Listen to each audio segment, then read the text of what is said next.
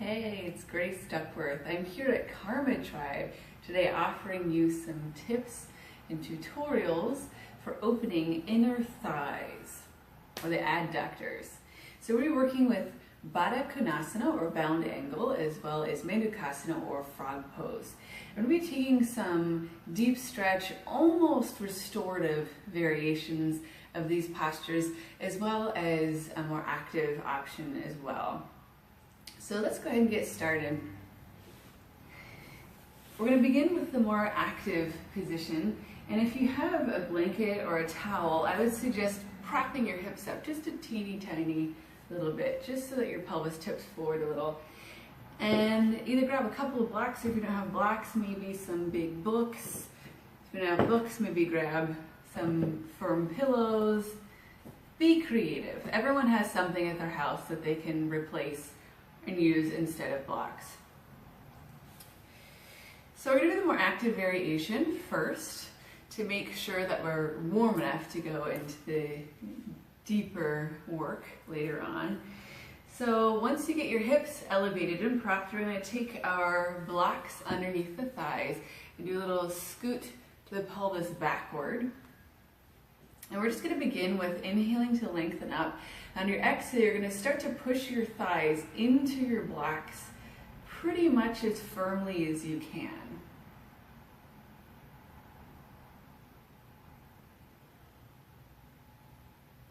And the next time you inhale, lengthen a little bit more, and then exhale to relax. Then you're going to take your hands to the inside of the thigh, and you inhale, lengthen up again.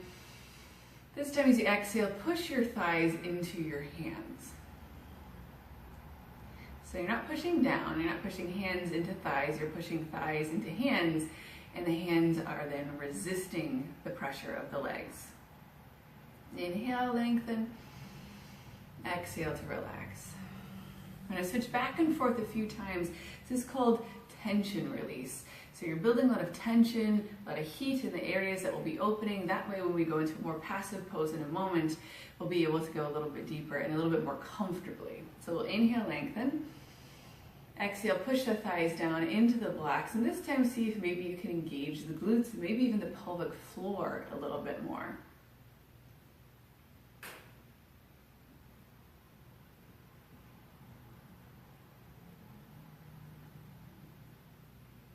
Inhale to lengthen. Exhale, soften. Hands to the top of the thigh, or the inner thigh rather. Inhale, lengthen. Exhale, thighs push into the hands. I think this one's a lot more tricky.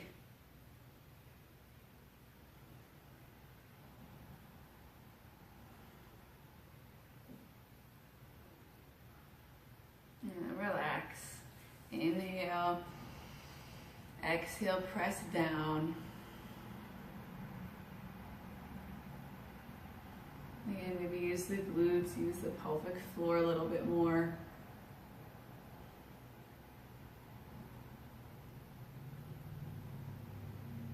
And release. And one more time, inhale, exhale, press thighs into hands even more than before.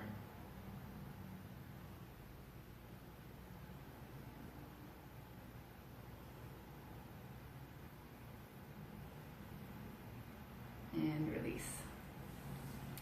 So now we're going to go into the more passive variation. We're going to move the blocks off to the side. You could either actually, you know what, maybe stay propped up on your blanket. Just so you're a little higher. And then if you got a second blanket or a beach towel, I use beach towels at home because I don't have these awesome Mexican blankets. But you'll just roll from one edge to the other, making kind of like a long, almost looks like a sushi roll before you would cut it up. And what you're going to do is take the feet together, put this over the top of the feet, and then you're going to tuck under and behind the ankles. And what you're going to be doing is you're going to be taking the soles of the feet together, but with the blanket on top and under, your ankles are now going to be supported and your shins will be supported with the blanket, putting less pressure in the knees. And you'll push your hips back just a little bit, and you can always elevate your hips higher as well. And I like extra support, so I like taking my blocks in there too. And we'll inhale to lengthen up. And as you exhale, you're gonna fold as far as you can with the long back first. And then you can kind of settle into a little bit of gentle roundness. So I like to take my forehead to my thumbs. That's pretty far down for a lot of people. So maybe you take a pile of pillows on top of your feet and you take your elbows there. If you have a lot of yoga props accessible to you, maybe do a stack of blocks, maybe use a bolster, but just be creative as you find ways to support your body as best as you can. The less that you can do here, the more your body will open and release. So we'll hold this a little bit longer.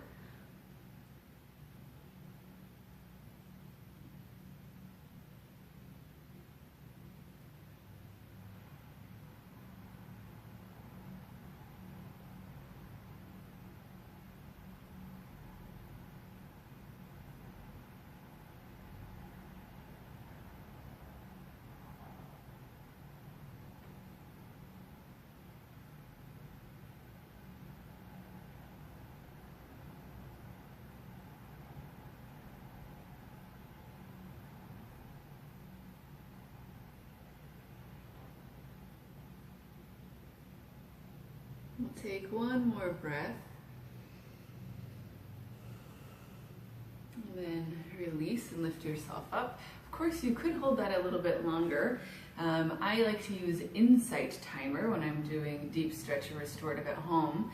It's a free application that you can download for your phone, and it has a very nice bell that will ring you in and out of your time that you set. So a lot of the time I'll just set it for maybe 3 minutes. I'll get into my pose, like really drop out of it completely, no effort, let my eyes close, just focus on my breath, and then the timer pulls me out and I don't have to worry about anything else. So from here, we're gonna head into Mandukasana, or frog pose.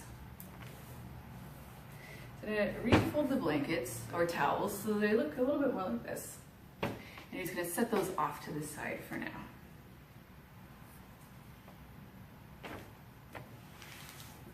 You're gonna fold the edges of your blanket in, or not your blanket, your mat in, make it a little bit thicker. And then we're gonna put the blankets on top of that so it's extra comfortable for your shins, your knees, your ankles, all those bony parts that feel horrible when they dig into the ground. And then if you have a bolster, have that nearby. I know I don't have a bolster at home. Sometimes rolling up a really nice quilt will become firm enough that you can kind of lay your weight on it, or just stacking up blankets. So if you have blankets, you could stack them up like this. Just fold them and keep stacking, fold and stack, fold and stack. So it kind of looks like this shape. Doesn't have to be very big.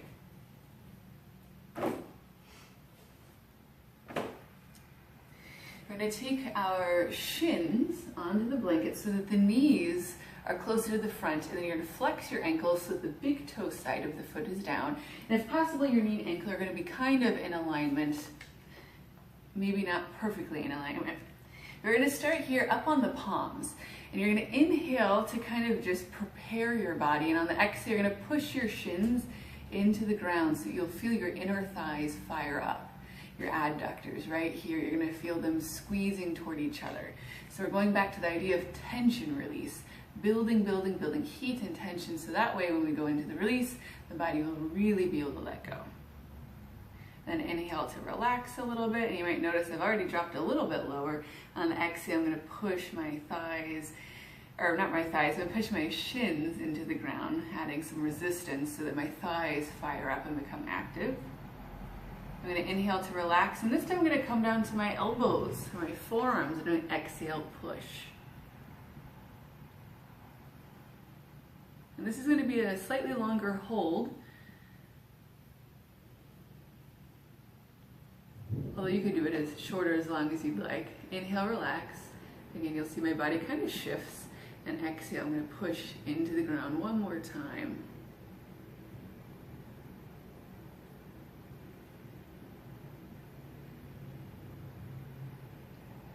you're gonna relax again. From here, you're gonna lift up for just a moment, and if you have a bolster or your stack of blankets, whatever it is you're using, you're gonna take it in front of you so that way you can lay your torso down. This way you can let go through the body a bit more. Again, the more your body is supported and propped, the less work that you have to do, and the more awesome your body will feel. I also love the way it feels with 2 bolsters under my torso. However, I know that if you have 1 bolster available to you, that's pretty amazing. Most people don't have 2. If you do have 2, go for it. If not, bolster. You could even prop your bolster up or your blankets up a little higher on 2 blocks. Just create a straight line with them. Bring the bolster on, and then get back into your work. And I like it a little higher because I feel like I can let go a little bit more. Down low is a nice experience as well, but this one just feels a little bit more restorative to me. I'll hold this just a little bit longer.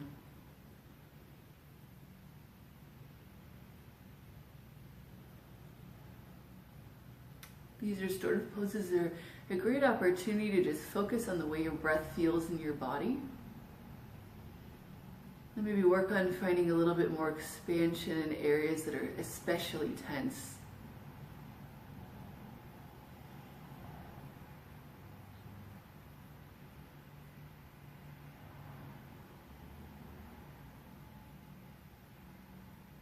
And if you don't have a mat at home, that's totally fine. I would probably just practice this on something softer than hard floor, so maybe a carpeted area, and then maybe put a towel under your knees so you don't end up with rug burn.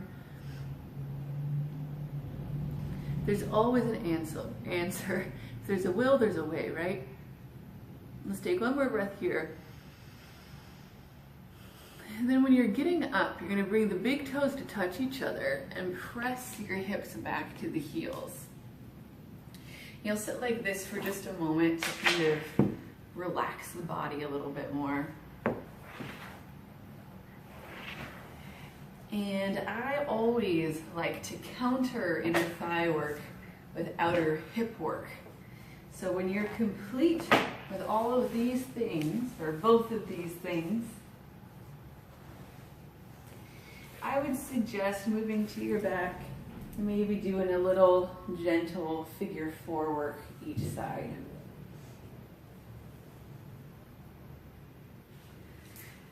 Well, that's what I've got for you today. I hope that you enjoyed this video. I hope that you found it helpful. Please tell me about your experience that you practice at home. I would love for you to subscribe to my channel, especially if you're really enjoying these videos and find them helpful. Please give it a thumbs up and check out graceduckworth.com for recipes, events, and all sorts of exciting stuff as I get ready to launch my online yoga studio in just a couple of weeks. Thanks so much for joining me. Namaste. See you next time.